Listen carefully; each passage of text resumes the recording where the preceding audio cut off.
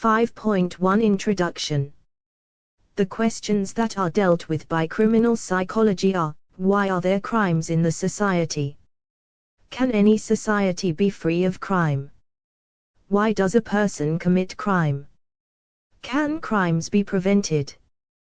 To provide answers to these queries, criminal psychology takes the help of psychology and uses some of the theories that explain criminality and criminal behavior. Before proceeding to discuss the theories and provide explanations to criminal behavior, it is important to know what is a theory. Often we ask why about many phenomena. Theory provides answers to these why questions. Theory helps enhance one's knowledge of a subject area. Theory is a combination of many ideas accepted by large number of persons in a community or society as well by culture. Theories do not emerge overnight but are developed by scientists, researchers and academics in a step-by-step process, such as starting from observation onwards to description to formulation of hypothesis, validate or reject the hypothesis through research and experiments specially designed, and finally when the researcher understands why based on the experimental or research results. The same is shared with academics and other researchers and stakeholders etc. through peer-reviewed articles in journals or in books, after which this becomes a theory accepted by all in a community. Thus, theories are very important as they scientifically find out the answers to why. Similarly to the why crimes and criminal behaviors, various theories have been propounded to answer these questions. It is indeed well known that crime has existed from time immemorial. Many social scientists such as criminologists, psychologists and others have attempted to explain why a person commits a crime and why crime exists in society, but no specific conclusive answers have been obtained. While criminological theories try to explain crime and criminal behaviors in terms of society and its environment, and many social changes that take place from time to time in the society, psychologists try to explain crime and criminal behavior in terms of personality traits and characteristics and psychopathology in the individual. On the other hand, biologists try to explain crime and criminal behaviors in terms of certain biological, genetic, chromosomal, neurological and other related deficiencies with which the individual is born. Let us take up the psychological theories first and consider criminal behavior from the point of view of these theories. 5.2 Psychological theories. There are basically 5 major psychological theories that are associated with criminal psychology which deals with the thoughts and behaviors of offenders and criminals. These are psychodynamic theory, cognitive theory, behavioral theory, personality theory and theory of intelligence. These theories explain dynamics underlying crime and criminal behaviors. The psychodynamic theory provides explanation for crime and criminal behavior. Let us see in detail how this theory explains criminality. 5.2.1 Psychodynamic theory and criminal behavior. According to the psychodynamic theory, the early childhood experiences of the individual are responsible for such behaviors. The proponent of this theory was Sigmund Freud, and this theory had 3 basic elements, viz., the ID, the ego and the superego. While ID was considered the primitive part of the individual's mental makeup and was also present at birth onwards, the ego developed in the early years of the individual's life. The ID functions on pleasure principle, in the sense, it needs immediate gratification of its needs, desires and wishes. Psychodynamic theorists are of the view that the individual's personality is controlled by unconscious mental processes having their origin in the person's childhood. Thus, the ID represents the basic biological drives for food, sex and other needs for the individual's very survival. Ego on the other hand functions on the reality principle, in the sense that it looks for the available sources in the environment that could gratify the id's needs. The superego is considered the moral arm of the individual's personality. It is the embodiment of all the rights and wrongs, imbibed by the individual on the basis of do's and don'ts, dictated by the parents and significant others. The conscience is the sense of guilt when the person does something wrong, and the ego ideal is the idealistic view of all that which is correct/right.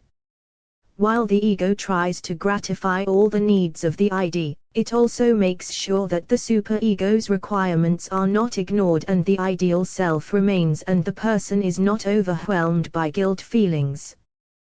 Thus the ego strives to strike a balance between its desires and wishes and the moral requirements of the superego. So long as the ego is strong and capable, neither the ID nor the superego becomes dominant or overpowering.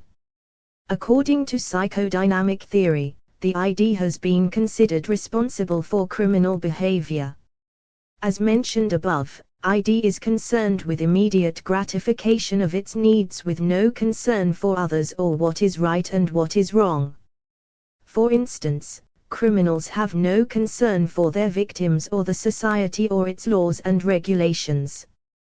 They are generally lonely, interested in getting what they want by forcibly taking away from others their possessions, in the process injuring, harming the persons, to such an extent that if situation warrants, they may take away the victim's life too. Thus, psychodynamic theory explains criminal behavior in terms of a dominant ID, frustration, provocation and childhood experiences such as being neglected, unhappy and miserable, lack of love and nurturing, and a very weak superego and a weak, which is linked to immaturity, and dependency on others. 5.2.2 Cognitive theory and criminal behavior. The next theory to explain criminal behavior is the cognitive theory. According to this theory, criminal behavior is explained in terms of the mental processes of the individual. The focus of this theory is to understand how criminals perceive the world around them, and how the individuals solve problems. Cognitive theory has two sub-disciplines, viz., a. moral development, and b. information processing.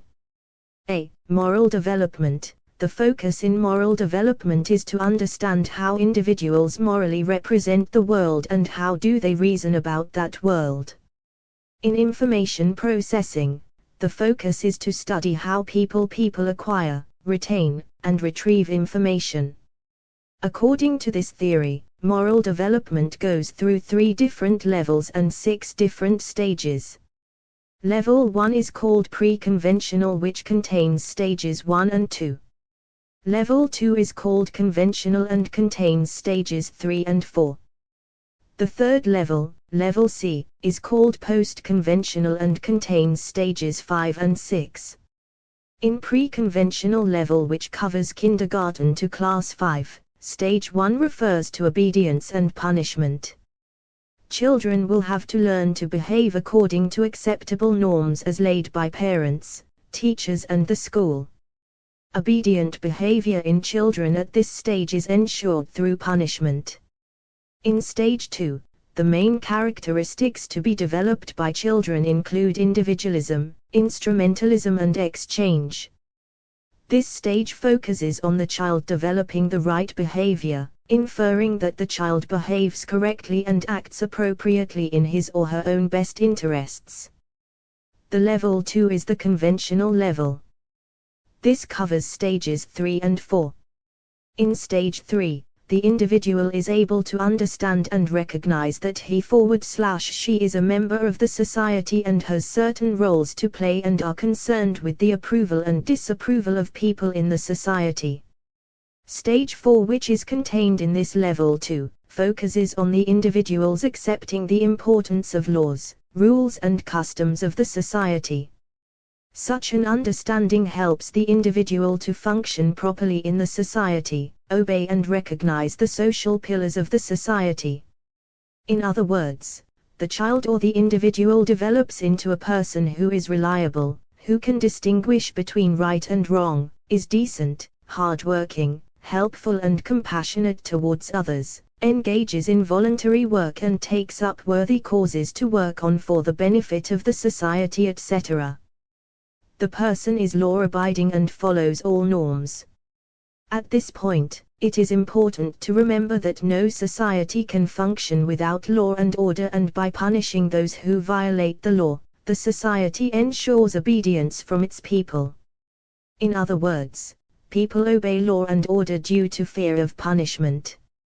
According to Kohlberg, most people in any society are at this stage of moral development, wherein morality is driven by external force. Level 3 is the post-conventional level. This contains stages 5 and 6. While stage 5 is referred to as social contract, decisions taken by majority opinion with scope for compromise, and the stage 6 is known as principled conscience, principled justice and human autonomy. For explaining criminality and criminal behavior, this theory states criminals are significantly lower in their moral judgment development.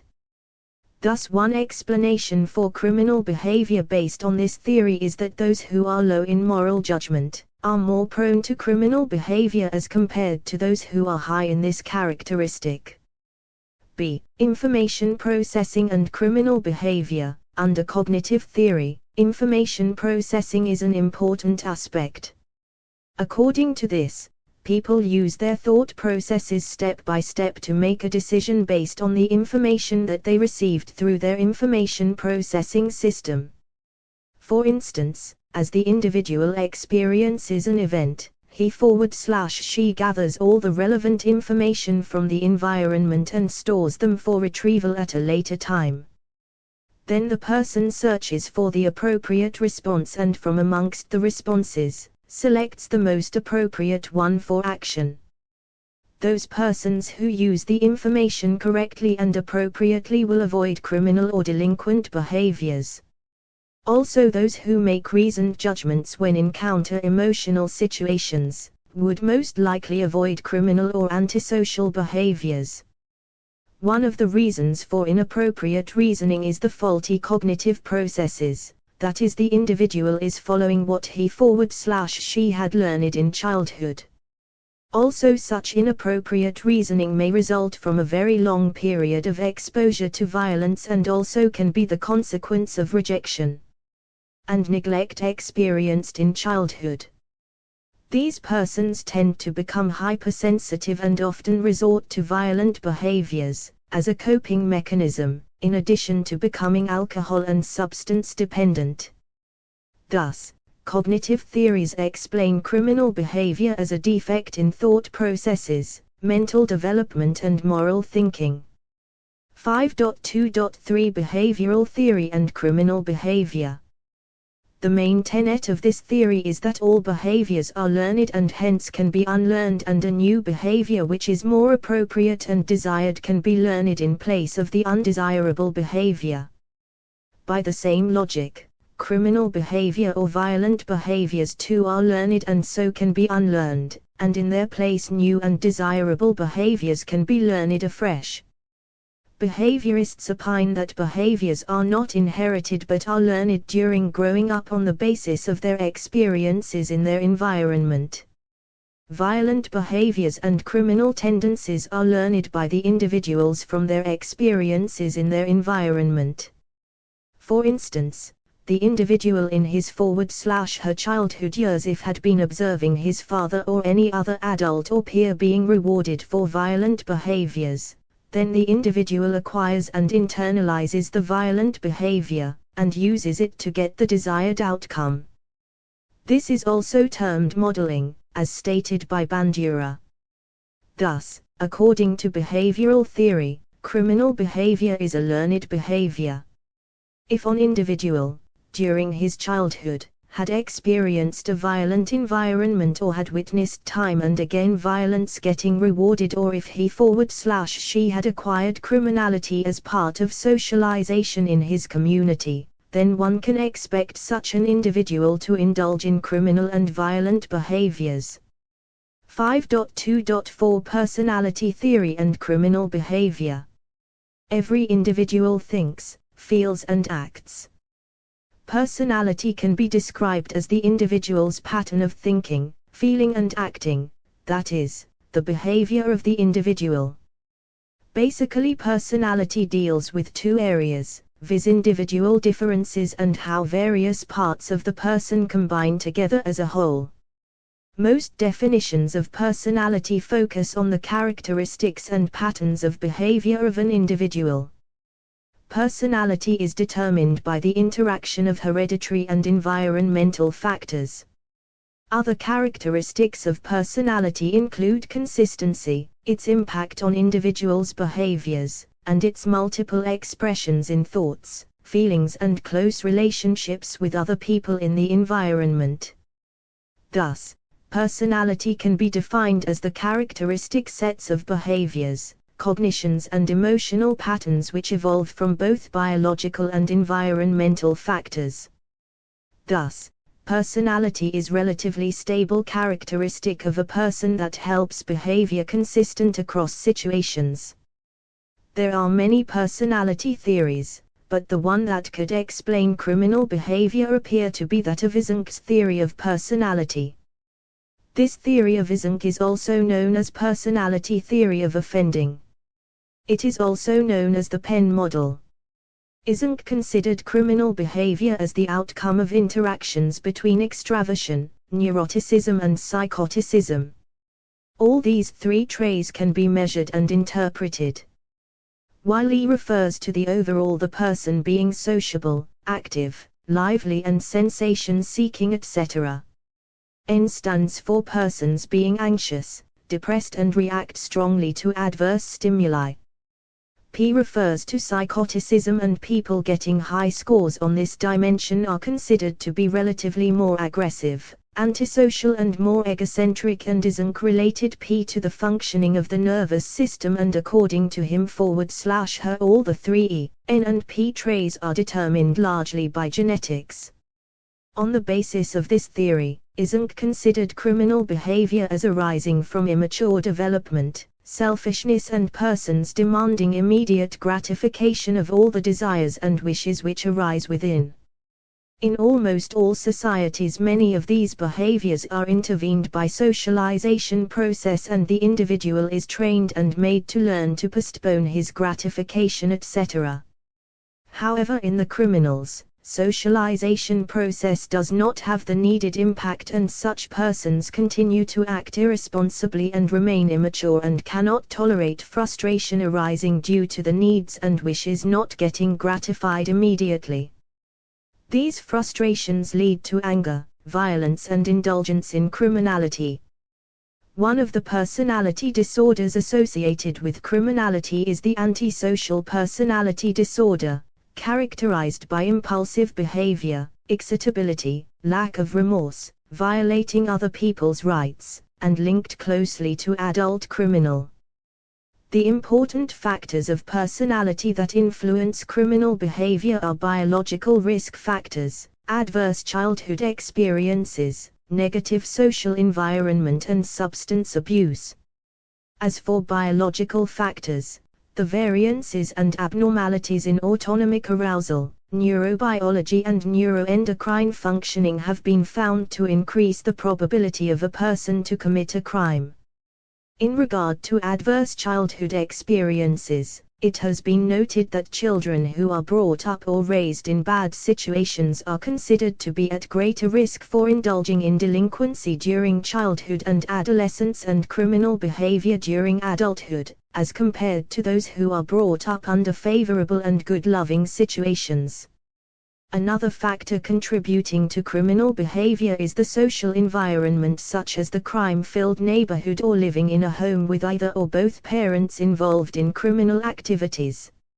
Such persons, by closely associating with criminality, develop personality which is antisocial in all aspects and thus indulge in criminal behavior, unmindful, unremorseful of the damage and injury they cause to the victim.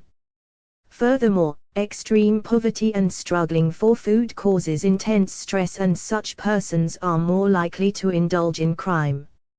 Substance abuse is another important problem that leads to criminal behavior. The substances which are intoxicants bring about an altered state of mind, losing all the inhibitions that a normal person would experience when contemplating or indulging in wrongful behaviors.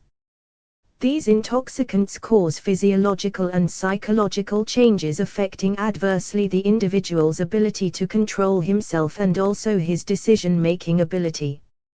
Furthermore, the person's craving for the substance such as alcohol or heroin etc. accompanied by extreme discomfort compels him /her to obtain the drug by any means including criminality.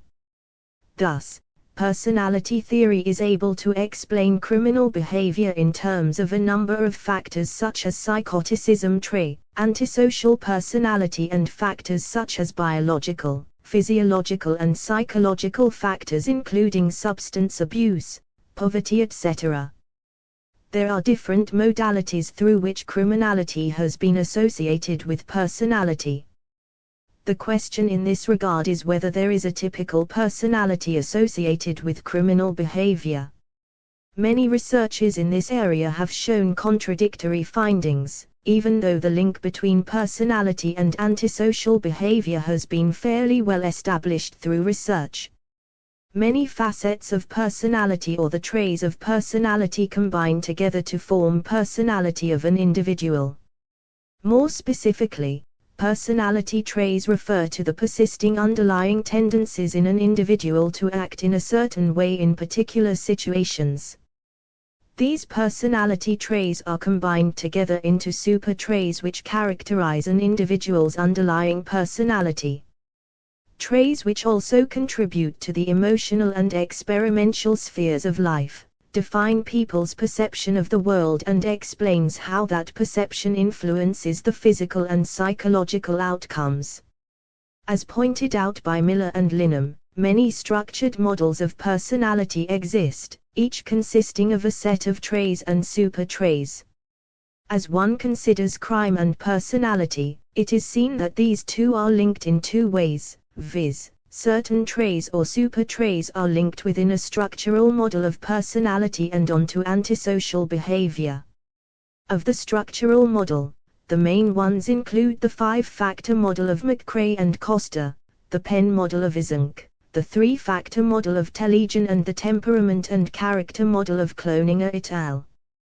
The 5-factor model has neuroticism, extraversion, openness to experience, agreeableness and conscientiousness. Eysenck's Penn model consists of psychoticism, extraversion and neuroticism.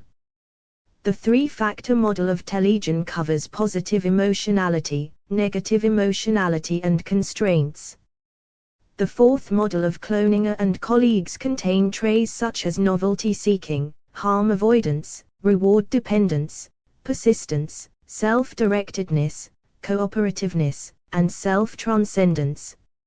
Eysenck's Penn model hypothesized that a typical criminal would possess high levels of psychoticism, extraversion and neuroticism traits.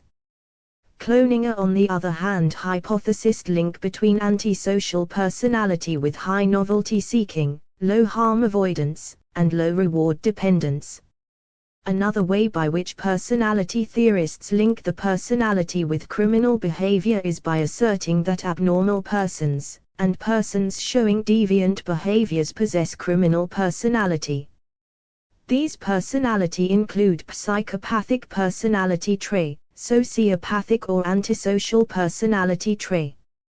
Persons with these traits are generally highly self-centered, grandiose, callous and lack remorse or empathy for others in addition to being manipulative and superficial.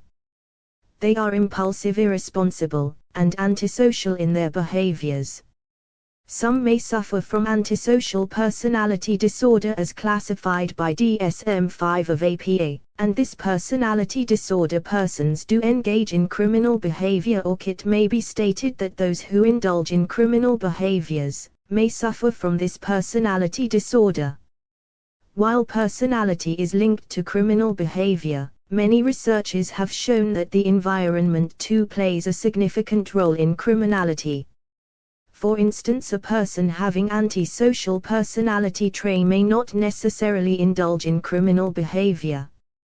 However, if the environment in which he/she lives and brought up is conducive to criminality, this individual too would indulge in criminal acts. According to Moffat, persistence in antisocial behavior is the result of the interaction between individual traits and environmental reactions to the personal traits of the person concerned. 5.2.5 Theories of Intelligence and Criminal Behavior.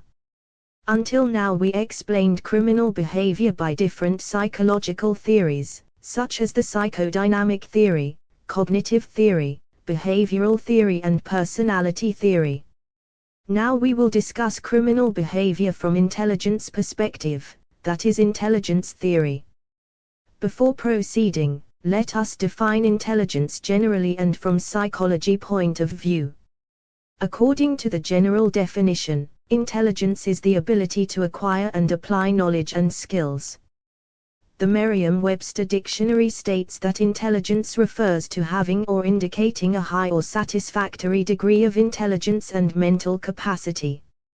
Intelligence refers to revealing or reflecting good judgment or sound thought, that is skillful.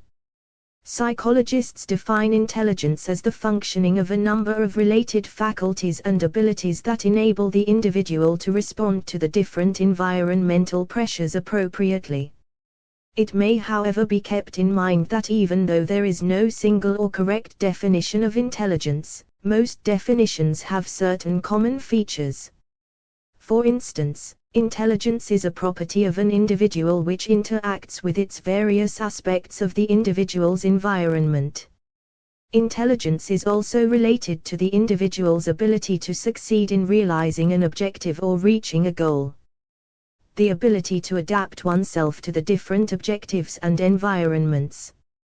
When these are combined, we obtain the definition of intelligence as one that measures an individual's ability to achieve goals with the ability to learn and adapt, to understand and succeed in a wide range of environments.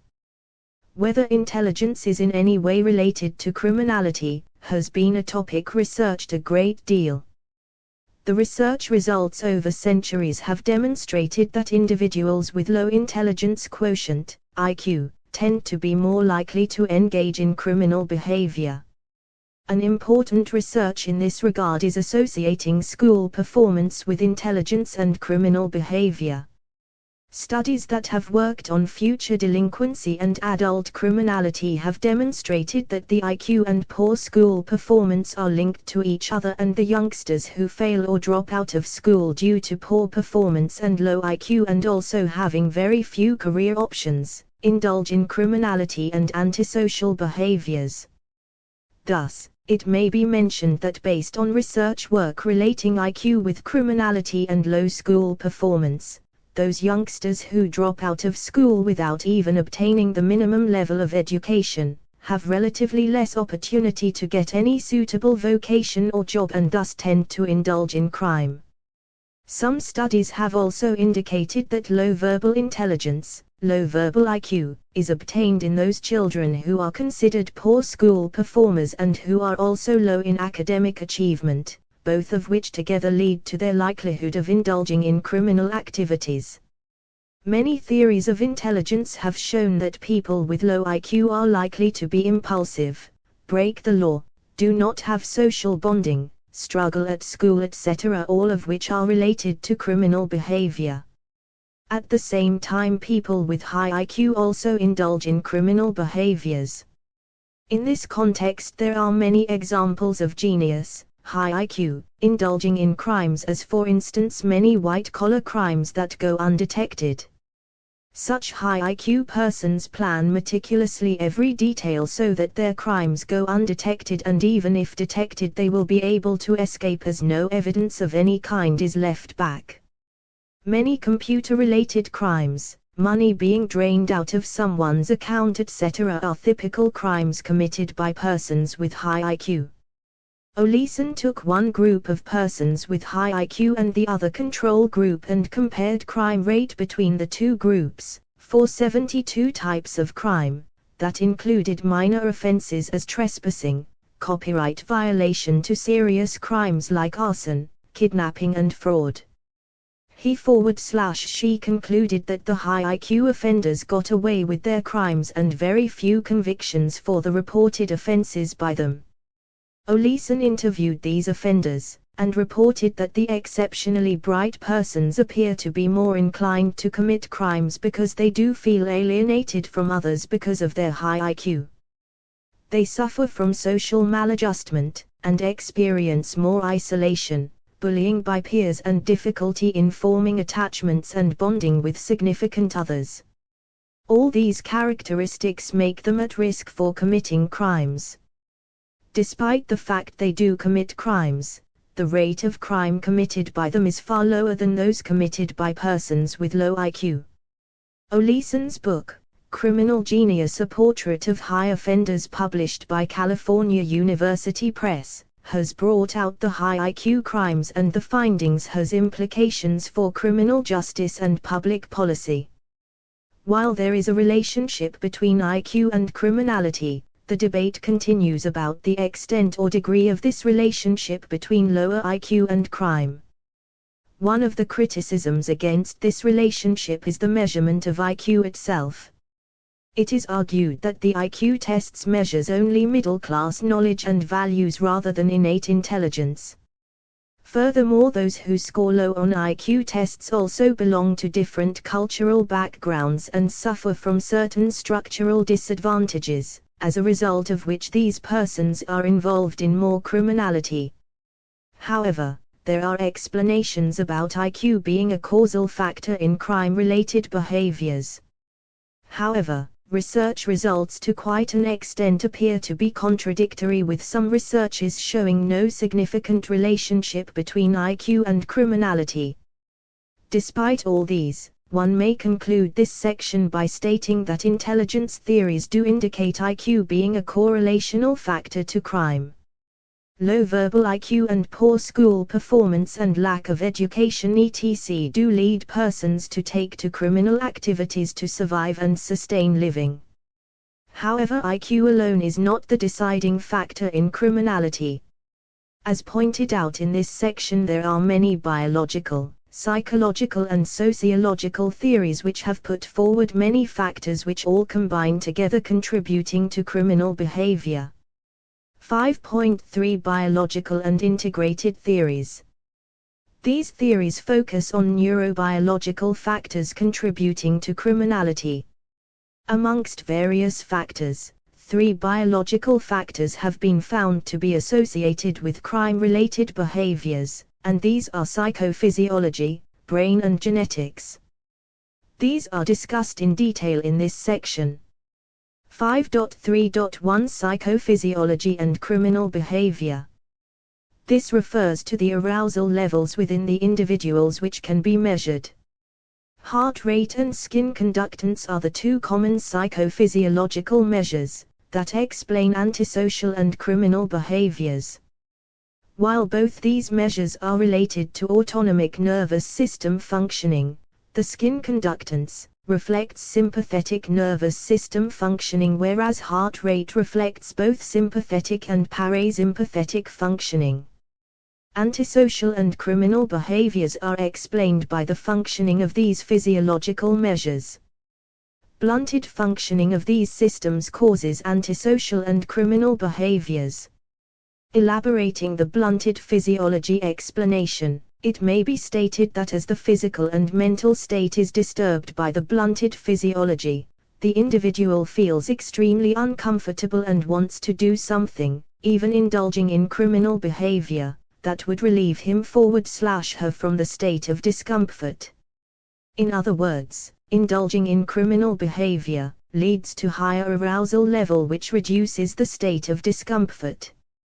When there is disruption to the autonomic functioning, the individual fails to associate cognitively the physiological responses with his emotional state.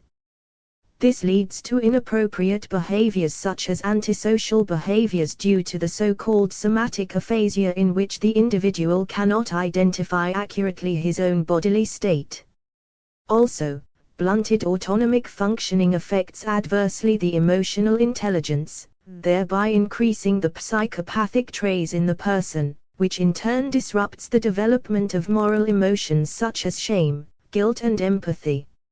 Such persons would not hesitate indulging in antisocial and unlawful activities. While biological factors do contribute to criminality as pointed out above, there are different types of criminals, and these different criminals may not share the same kind of blunting of autonomous functioning. Research shows that persons who are high on reactive aggression may manifest hyperactive autonomic functioning. Thus, one may conclude that dysfunctional or blunted autonomic functioning appear to be an important correlate of antisocial and criminal behaviors. 5.3.2 Brain and criminal behavior. In this section we will be discussing the functions of the brain and criminal behavior. Amongst the most important organs of the brain that appear to be associated with criminal behaviors, prefrontal cortex, amygdala, striatum and genetics will be discussed. The neuromoral theory of antisocial behavior explaining criminality will be taken up, followed by an integrated theory of biological, genetic, neurological and psychological aspects. It is well known that research studies linking brain functions to criminality had started somewhere in the late 17th to 18th century.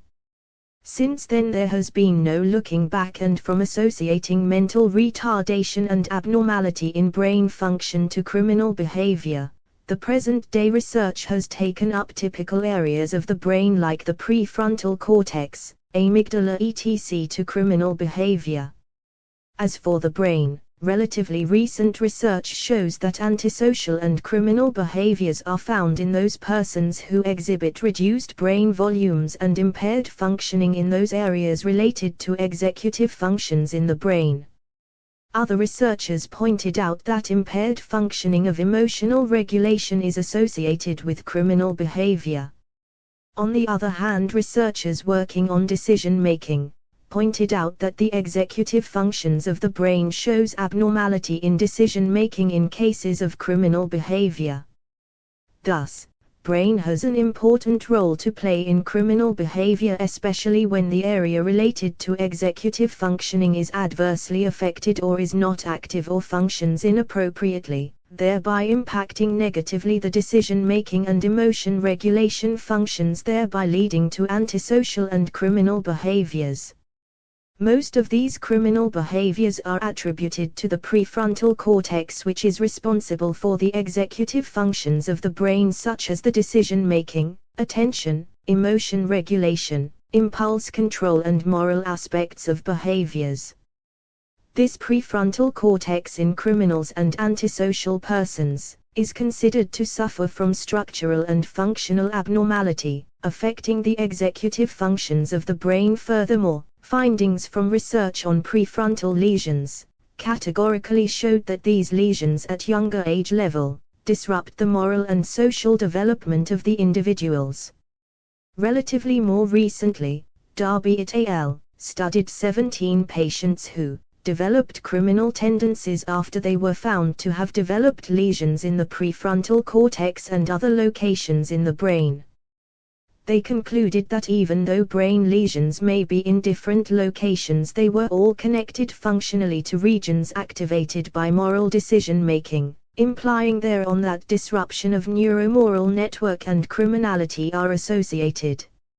However, it may be mentioned here that the prefrontal cortex malfunctioning may differ amongst criminals.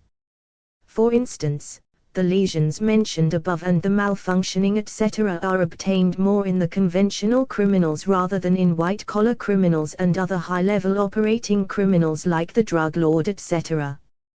Hence, it is important to recognize that it is therefore important to acknowledge that there may exist different neurobiological causes in different types of antisocial and criminal behaviors. Hence, prefrontal cortex lesions or brain lesions need not necessarily lead to all types of criminal behaviors.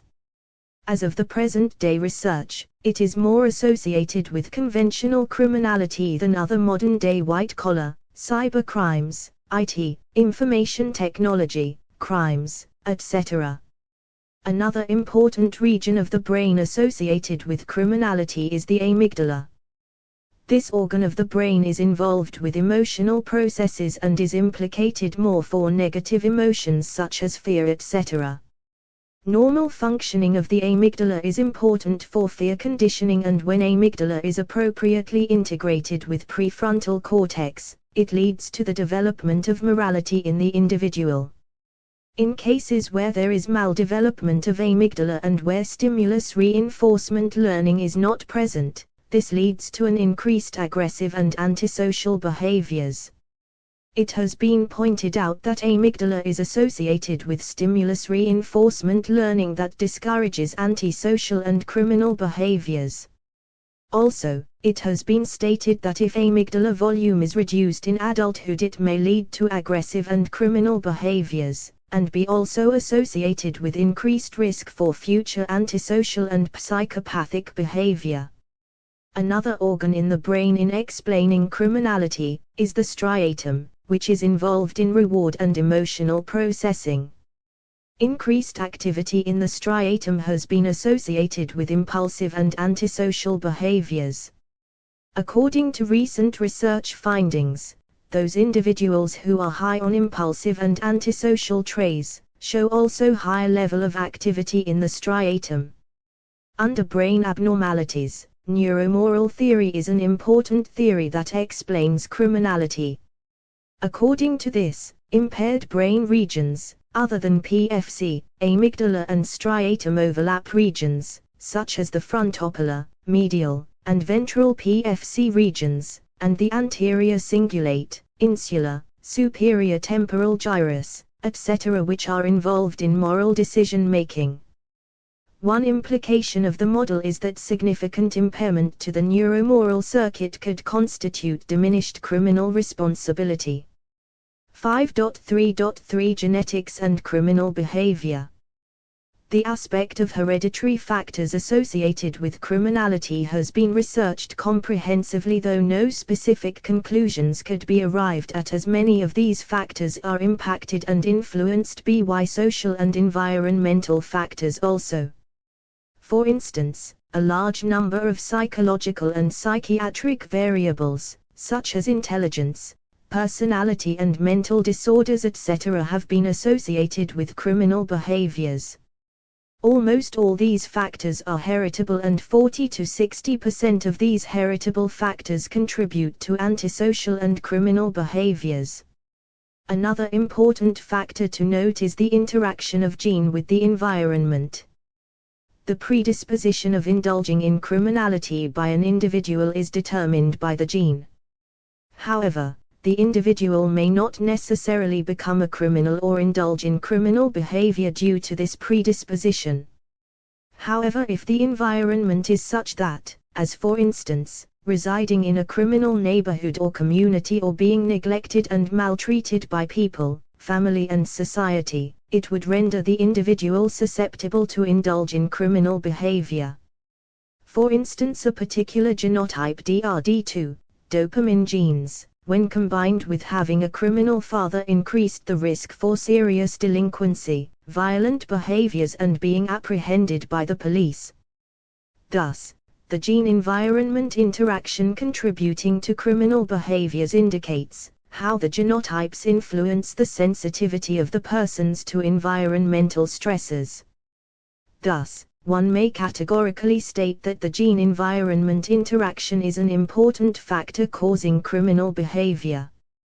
Just as biological mechanisms influence environmental factors, so also the environmental factors such as environmental stresses can influence biological factors and their expressions.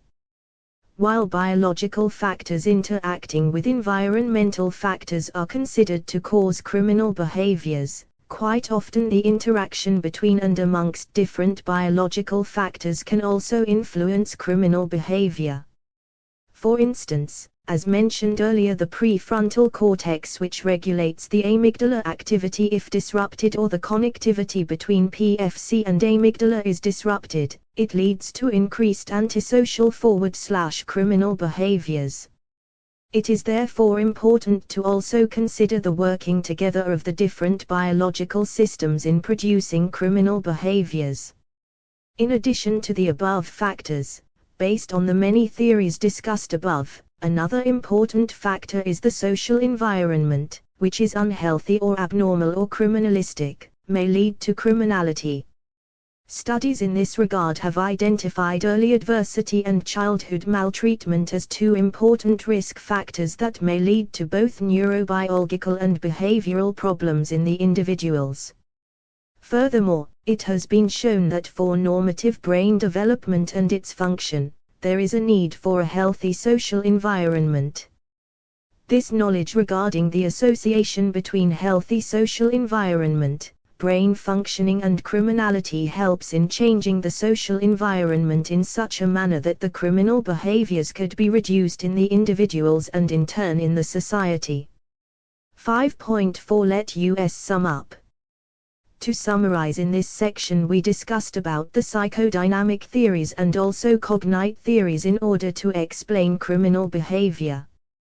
While linking personality with criminal behaviors, one may reiterate the statement made by Miller and Lehman, who used five-factor model as a common denominator, and stated that those who are low on agreeableness trait, conscientiousness trait, and having poor control over impulsiveness and lack motivation to change behavior for the better, are more likely to indulge in criminal or antisocial behaviors as compared to those who are high on the traits and have motivation to change their behavior in a more positive direction.